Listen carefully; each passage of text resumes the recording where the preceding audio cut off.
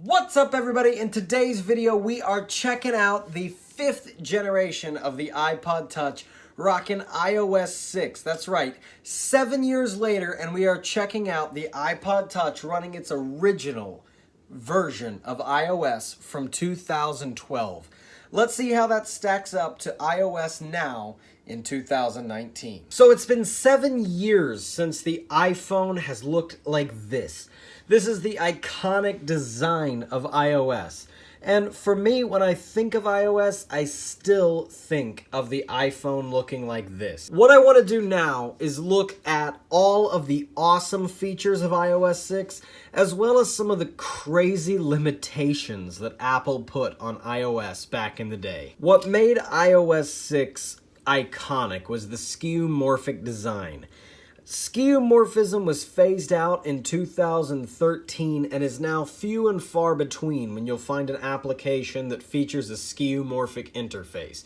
Moral of the story, what skeuomorphism is realistic looking interface elements. So for example, the notepad looks like a notebook. So for example, Game Center looks like a pool table with felt. If you go into multitasking, you'll see the linen stitching behind all of the icons. The keyboard has the feeling of a real keypad. If you step into the camera application, as soon as you shoot a photo, immediately you'll see the shutters close as the photo is taken, almost as though it was a real camera. It's the iconic part of iOS 6. It's what gave it its feeling. It's the realism that made iOS 6 look so incredible. For many people looking back at it, it's what they miss about iOS. Even though I'm an Apple Music subscriber, some of the best bits of iOS 6 is actually the music application and how straightforward it is. A feature I truly miss is Cover Flow, an easy and quick way to browse through the albums on your phone by album artwork and find what you were looking for, and then go through and make an actual selection from that list to play the music. Though, to be fair, I'm not complaining about Apple Music, and I personally would not want to go back to the time when Apple Music didn't exist, as I can listen to so many great songs now with Apple Music than I could back then. It's just Apple Music tries to be more than it needs to be. One of the other awesome points on iOS 6 was Siri. It had just been improved after its initial launch in 2011 on the iOS 5 firmware with the iPhone 4S, and it was well ahead of the game with absolutely every other digital assistant. Siri is now blown out of the water by the likes of the Google Home and Amazon Alexa, but at the time it was by far the most incredible assistant. I remember when this iPod Touch came out, I was so excited because they finally brought Siri over without having to jailbreak to get it. Siri was so cool, and it's what made the iPhone so amazing back in 2012. I can only hope that in the next version of iOS, Apple really works on Siri to get it up to the likes of Google and Amazon, because Siri was so cool back in iOS 6, and I've just seen it get worse and worse over the years. Now let's get on to a few of the negative issues that I have with iOS 6 all these years later. Number one is got to be app support. I've found that getting applications that work with iOS 6 is getting really hard.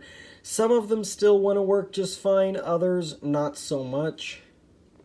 A lot of apps will let you download older versions, but apps that I want to use just don't seem to work with iOS 6 at all. For example, iMovie is just completely broken and you cannot download it in any way whatsoever. On the other hand, apps like Instagram and Facebook will give you the option to install an older version of the app, and it will install the most recent version compatible with iOS 6.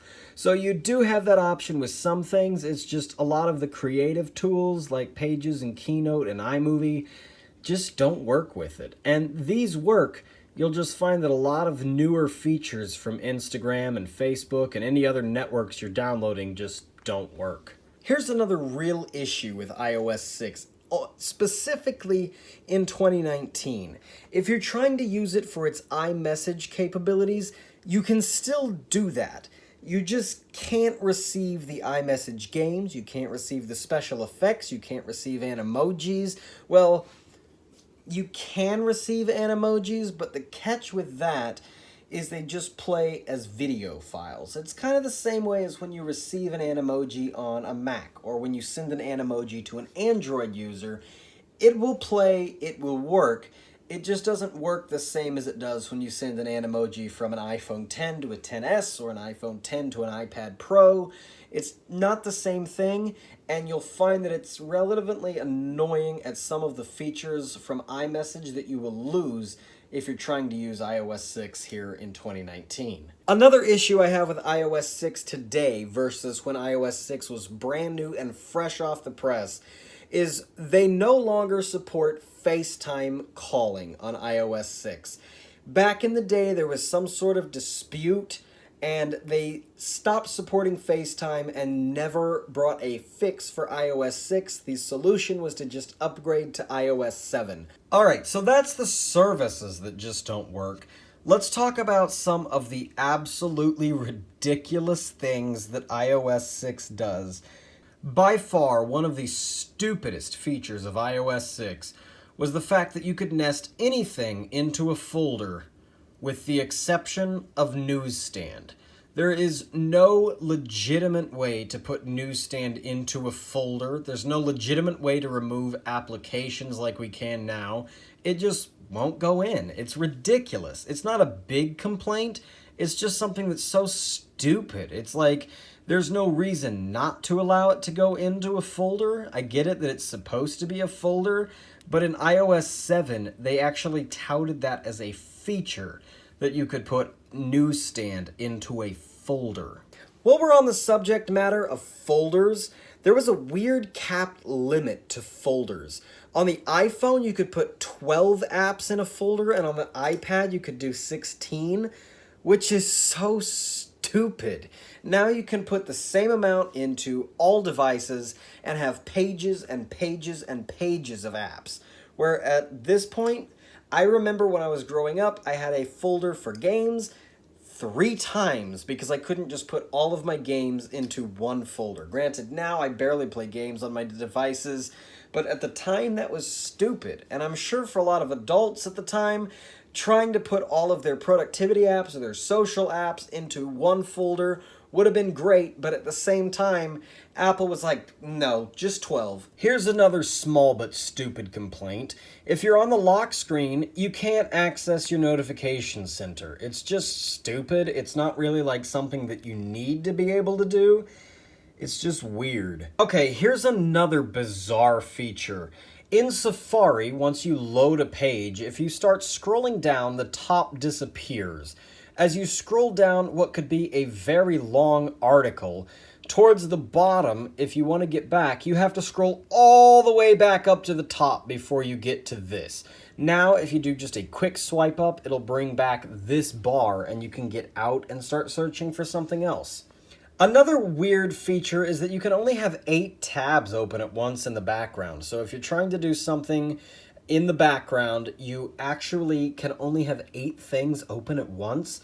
And if you're at 8, it just grays out and it won't let you actually tap that button. Chances are you are not the average consumer. If you're watching this video, you love technology and you just want to see iOS 6 and how it's aged over the last 7 years. The answer is not so well, but not that bad either. It's doing well for 7 years old, but I worry about it going into the future as it continues to get worse with age, though that is expected with an operating system like this. I will say I do enjoy using iOS 6. I use iOS 6 quite a bit, even though we're on iOS 12 now. It's just crazy to think of how much has changed in that time, as well as some of the strange limitations that have now been fixed in iOS 12. With iOS 13, we're preparing for what may be the next big change to the way the iPhone looks and functions in terms of iOS's design. And it's fun to throw back and look at the previous versions of iOS. So hopefully you enjoyed this video, and I will see you real soon with another awesome video. And if you did, make sure you hit that like button. And if you're looking at getting iOS 6 on your device, I've got a great video for you on that as well. So I'll have that linked down in the description in case you are running on an iPad 2 or iPhone 4S and you just want to give it a shot here in 2019. Thanks for watching, and I'll see you in the next one.